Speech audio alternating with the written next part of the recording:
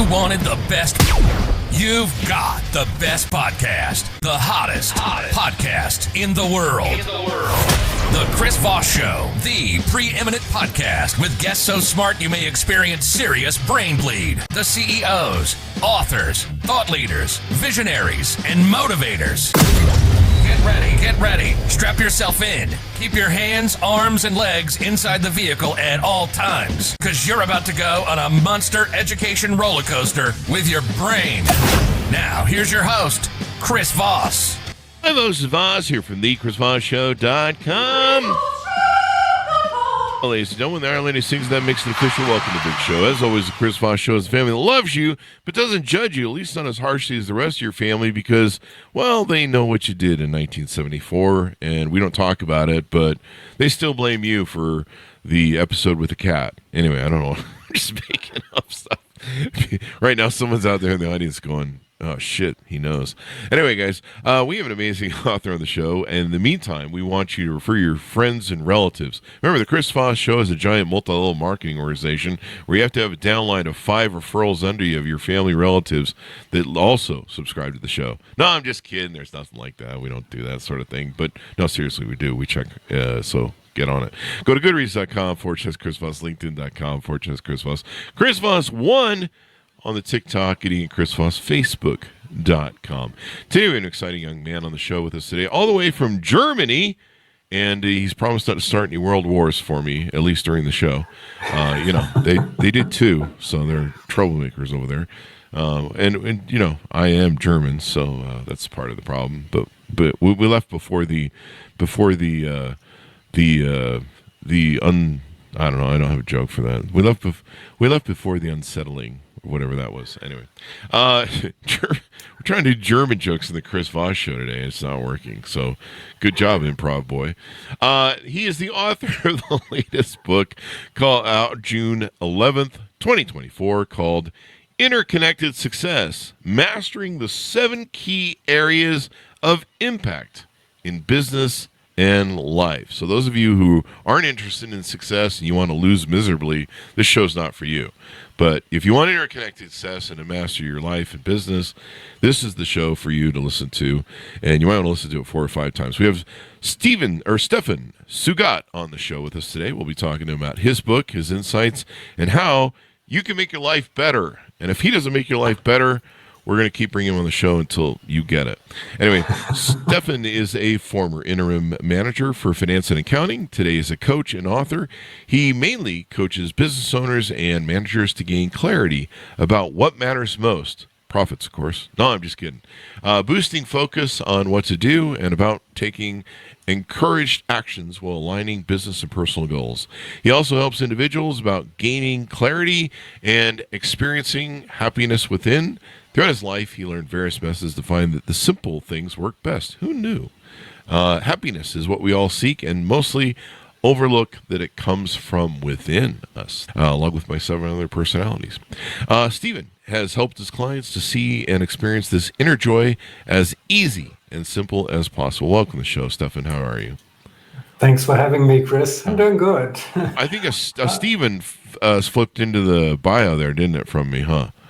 We'll see if we can fix that in post. So, Stephan, give us your, I'm just reading bios here. So, Stephan, give us your .coms. Where can people find you on the interwebs? Of course, it's stephanzugat.com. And also it's selfcoaching365.com. And you can find me on LinkedIn as well as on Facebook. Yeah, and that's where you connect with me. Connect with him. So give us a 30,000 overview. What's in your new book? So what's in my new book? It's, as it says, Interconnected Success. I was wondering the whole time when I was an interim manager for finance and accounting that there must be something more in common with businesses than just accounting. So I said, okay, what is it? So I sat down and compared every client I had been with, and I came up with these 7 areas. I said, oh, this is interesting. They are really common with every business.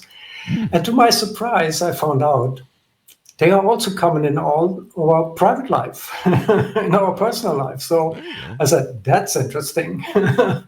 So Yeah, So there's definitely overlap between the two, or consistent absolutely. modalities that values and integrity that have that. So maybe that's Yeah, why there's an overlap. Is that why? yeah. The thing is, I usually, and that was always my intention back then, even as an Mm-hmm. interim manager, that seeing that you have one life.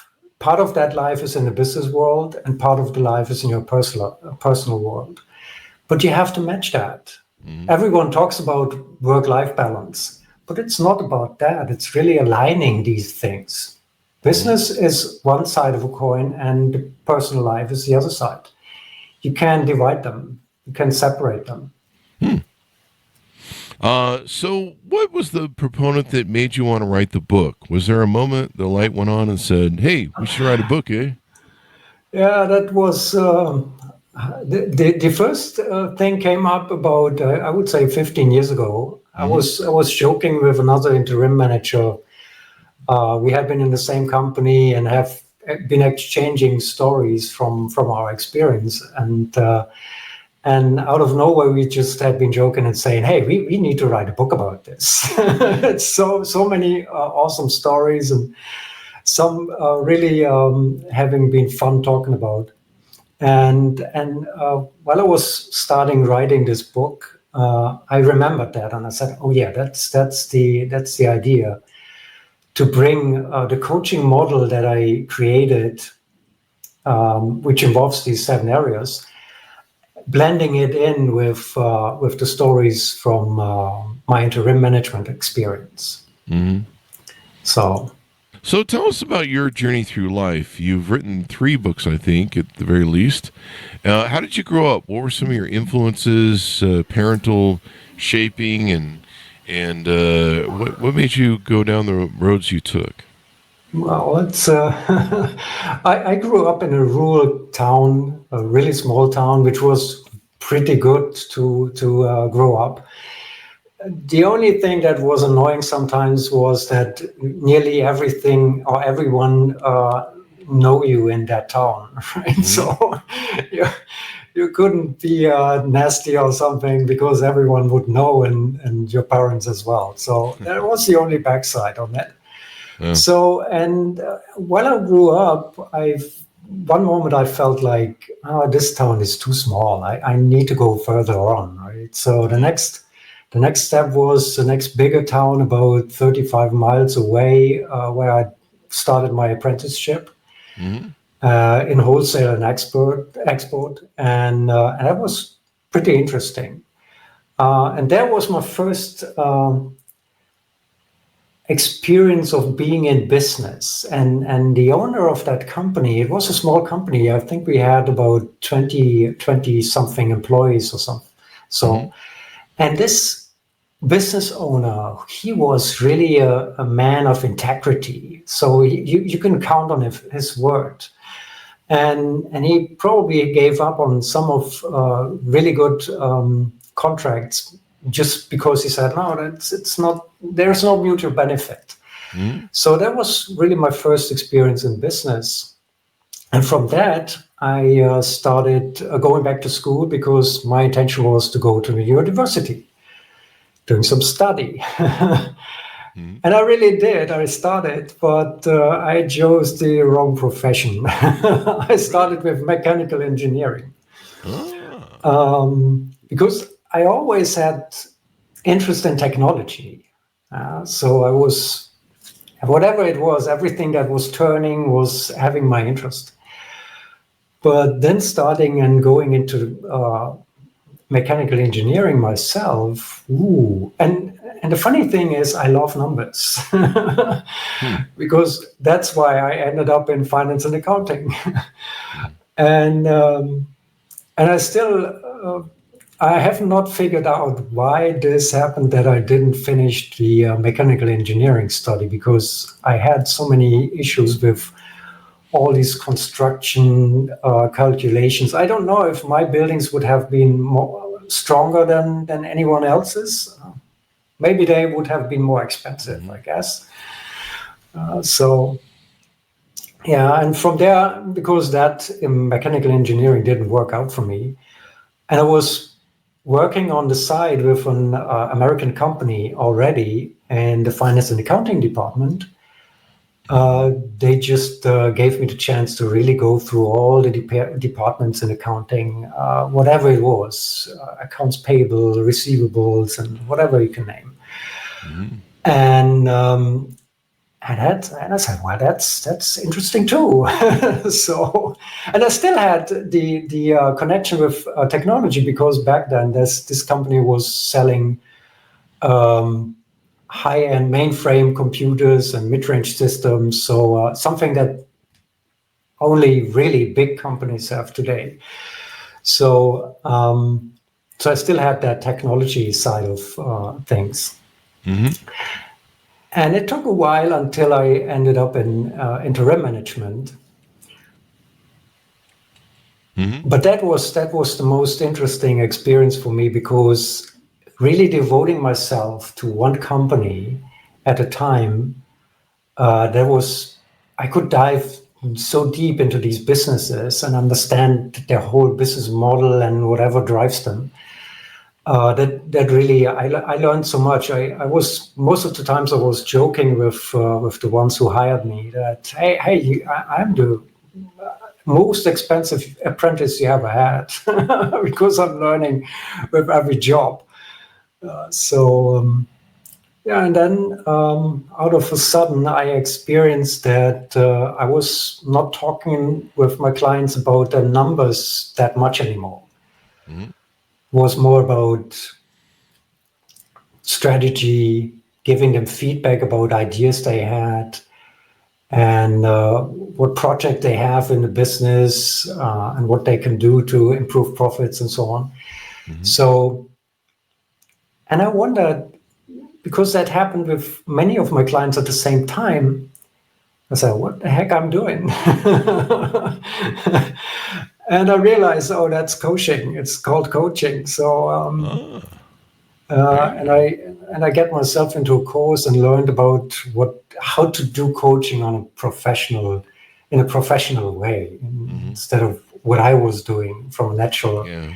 I used to do coaching naked. It wasn't very professionally told me, so I had to start wearing clothes. Exactly. That's the best joke I've got right now for that. That's all I could do on that joke. Sorry, folks. It's a pun. And from there, I just decided to get into coaching. And because of that, I was getting back to that idea that what is common about businesses besides accounting, and I came up with these 7 areas. And then I wrote a book about it. There you go. Wrote a book about it. So it looks like you talk about the 7 key areas, and on the cover, I see dependencies, strategy. Let's see, profits and finances, processes, rules and regulations, stakeholder, and I'm having trouble making this one out because I've got a camera in my way. Strategy. Strategy? Yep. No, it's on the far right. It's multiality. What? Here. Oh, yeah. Well, you have the wrong book, I guess. Mutuality? Mutuality. Oh, yeah. It's the right book. Okay. Yeah, I've got a camera in the way of the screen, so mutuality. It's your book cover. I mean, dependencies and mutuality. That's right. We had a guy on the show one time, and he had like 12 steps of how to be better in business. So I asked him. I said, "Hey, can you give us a sample of some of the 12 steps?" And he totally blanked. Ooh. I was like, you wrote this book, right? It might have been ghostwriting book. Well, you can do that. Yeah. Come up with your own steps. You have these 7 key areas of impact: strategy, dependencies, stakeholder, processes. Why did you break these down into 7? Why are there maybe only 7? Is a good question. And why are they so key? Okay, so while I was in the process of creating this coaching model, I call it interrelations, because we all have these interconnections. Some are obvious, some we can't see sometimes. So while I was in the process, I at one moment I had just 5 areas. And I went over them and worked with them a little bit, and I said, well, there's something missing. Something felt there was something off. Then I came up with a few more. I think I was back to 9 or something. And then it felt like, ooh, that's too much. It can be 9 areas. So and I found that 2 of them really fit into other areas. So I ended up with the 7. And started working with them again, and started to see where I can find them all over the place. With every business I had been with every idea I have, even with projects, I can see these 7 areas, and then I recognize, oh, they are in my personal life as well. They might have different names in my personal life than from a business perspective, but that's what I came up with, and I call them key areas because when you really take a look deeper to them, you can see that they are crucial for running a successful business. So if your processes are not in order, well, that will hurt your business profits with the time. So Here you go with the profits, right? If your profits not in order, you can't serve your customers that much or pay your employees, and that are your stakeholders. Or you can even not fulfill your dependencies because your business depends on your customers, your vendors, your suppliers, and whatever.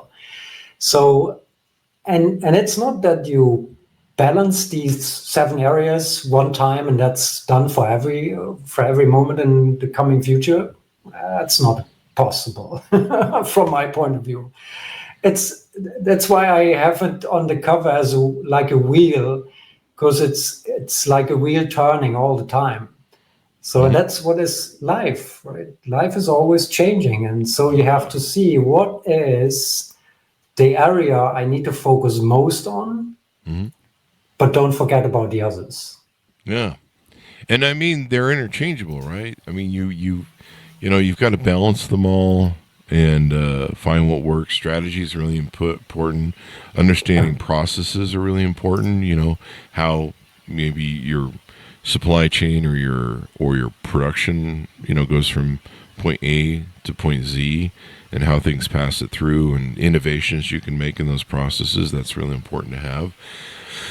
Dependencies. What are dependencies? Is that like when I put my children to work in the coal mine or something? What is dependencies? Well, if you depend on what they bring home, that would be a dependency. Yeah, and I don't think that would be a mutual one, because your children might not find that. I'm drinking too much vodka or cocaine, and I have dependency during business. That's another dependency. Vodka I used to take a lot of it. And I usually say dependencies could be good or bad. And if you depend on any drugs, that might be a bad one. So, but anyway, So let's see. Dependencies, as I said, it's just take the human body, for example. Oh. The human body depends on air. You need food. You need something to drink so that your body keeps staying alive. But on the other hand, you might depend on a bottle of wine sometimes because that's good for your emotion, right? Yeah. So you feel, oh, yeah, that's good. I just relax and enjoy my time. So, and in business could have so many phases dependencies. As I said, you depend on good processes. You depend on your customers. You depend on money flowing through your business. And then it goes hand in hand with all the other 6 areas. And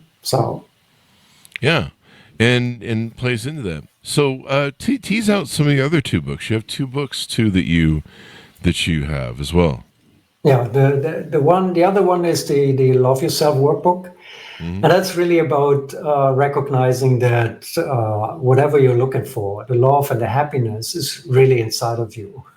And it's relatively simple to bring it up. It's you just ask yourself, could I be happier? And the answer is yes. You decide. It's really just decision to be happy, and that's the other book about. Feel great. It's your decision, because it really is your decision. If you feel bad because your business is not running that good, well, how is that helping you? Yeah, Do you have so, to fake it till you make it in that case? Is that how that works? Or how well, does that work? not really. Yeah, maybe for a time until you realize, oh, really, this works. It comes from inside. So it might, at the beginning, it might be like you fake something, but from my point of view, it's most important that you really allow yourself to feel that happiness, because the happiness is really inside of us. Yeah. And usually we say, I'm happy when I get this better job, when my business is I'll be happy successful. when, yeah. Yeah, if I have this good relationship. But what is it? What we do with that? You know, We and put, a lot of people do that. They put off being happy. yeah, You know, they you delay postpone your happiness. happiness. 'Cause I'll be happy when I make, $100,000 this month. I'll be Yeah. happy when I make 2 million this year. I'll be Yeah. happy when, I can finally get the attention and love of someone who likes me or something. People have all these Exactly. different rules to be happy. But really, I think, when you say that gratitude is a great way to find your way to happiness, what do you think Yeah. about that? That's exactly. Gratitude is one big thing in there. Yeah. So, and we have all the time we can be grateful for whatever we have in life, even if our situation might look not as decent as we like to have it, but you probably will find something that really brings up gratitude. And I found when I'm in my most kind of spoiled, miserable, where I'm just like, I'm not happy and life isn't fair, whatever. Or, if I'm just kind of depressed a little bit, which is probably the same thing. And I find that I try and turn to gratitude. And I think I started kind of learning it when I moved back to California in my adulthood. And my parents kidnapped us and took us away from California as children, and enslaved us in the state of Utah in the freezing cold. I'm just kidding, halfway. But I'm not a snow kid. And but I would be all depressed. I'd be, grieving over some loss or some problems, and I would go down to the beach and sit on the beach and watch the sunset. And I would go down there, with the world full of problems and all this stuff, and I'd sit on the beach, and the beach would remind me. I'd listen to the lapping of the waves, which are kind of meditative. I would see this beautiful ocean and this spectacular vista, the sun going down, and I would realize that I would look at the sand, and I'd realize this sand has been here for eons of time. These waves have been lapping at the shore for eons of time. In the grand scheme of things, God, my problems don't matter anything to, me and my problems will be gone in a few years, and they'll be like, and this will still be here. exactly. It kind of would put them in perspective, my problems in perspective, and I kind of go, I think I've kind of overblown my problems a little bit. They're really not that bad in the grand scheme of things, and maybe I just need to get that. And it would just help me shift perspective. And I think that's what kind of gratitude does. Yeah. And I do something similar, but we don't have a beach close here, so I go to the forest. Oh. And the forest is always it's quiet, and even if you just watch the trees and maybe you touch some of them, and you feel, hey, they are standing there for decades, maybe for 100 years or longer, and it's the same. What you just mentioned is, you feel that your problems are not as big as they seem to be. Yeah. And also the being outside refreshes the mind anyway. So you need that vitamin D, you need that fresh air, and sometimes you really need that. We're getting, you get kind of sick sitting indoors all day long. I found that one thing that really helps me and helps restart my circadian rhythms and vitamin D, natural vitamin D, is go out and sit in the sun in the morning. And that really helps kind of replenish your body's natural way of processing that stuff. And a lot of people suffer depression from being vitamin D deficient, and so and then just kind of having a gratitude moment. I started doing a thing during the spring and summer where I would go out in the mornings with my coffee and sit with my dogs in the yard, and I just kind of just be appreciative of them, appreciative of my life. I'd read a little bit of Meditations from Marcus Aurelius. And, it's crazy times. Absolutely.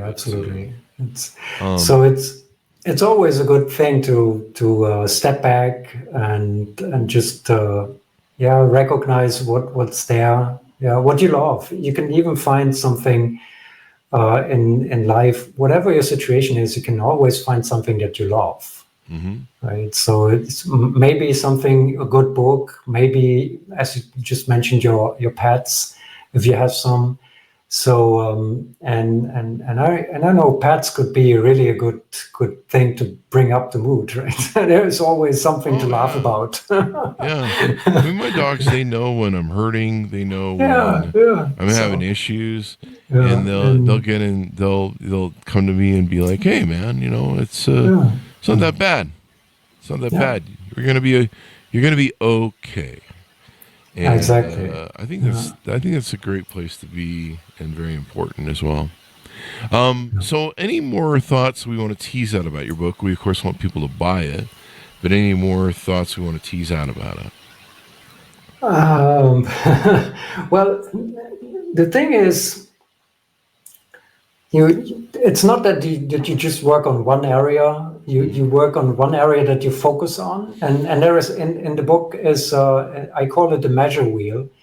It's a simple self-assessment tool that helps you to determine which is the one area I need to focus most on. Mm-hmm.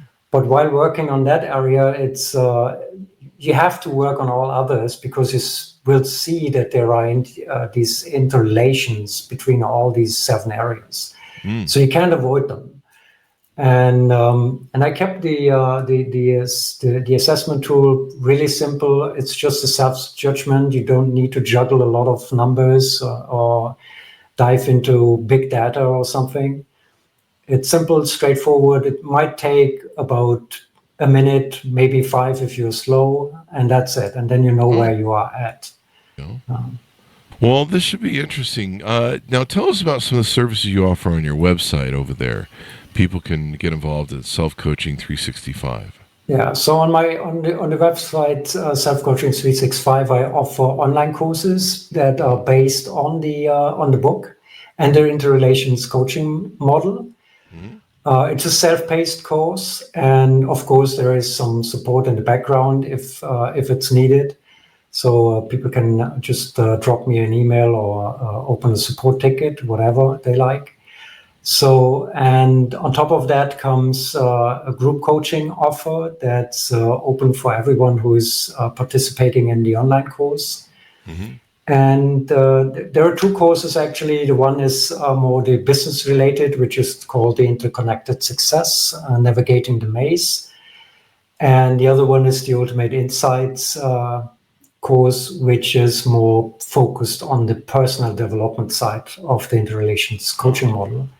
And the last one is the Leadership Reloaded course, which is all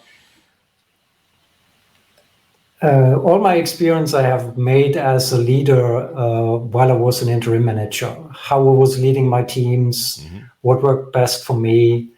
And that's all condensed in one course. It's a really quick done course, but it has a lot of ideas and things I did work out for me for nearly 2 decades. So, and they are easy things to do. So. Yeah. So give people a final pitch out to order up the book, how they can reach out to you to get to know you and your services better, and .coms for people. So my .coms are stephan.szugat.com and selfcoaching365.com, and you can find me on LinkedIn and Facebook. And of course, if you go into my website, the selfcoaching365.com, you find a subscribe form for the newsletter in the footer. Mm-hmm. And if you hit reply to these newsletter emails, you just get in contact with me as well. Well, it's been fun to have you on the show, Stephan. We really appreciate it, and very insightful, and people can definitely learn from your wisdom and experience so they can live their life better and live their business better, both. Thank you. Thanks for having me. Thank you. And thanks, Arnish, for tuning in. Go to goodreads.com/Chris Voss, LinkedIn.com/Chris Voss, Chris Voss 1 on the TikTokity, and all those crazy places on the internet. Be good to each other. Stay safe. We'll see you next time. And that should have us out, so we always say at the end of the show.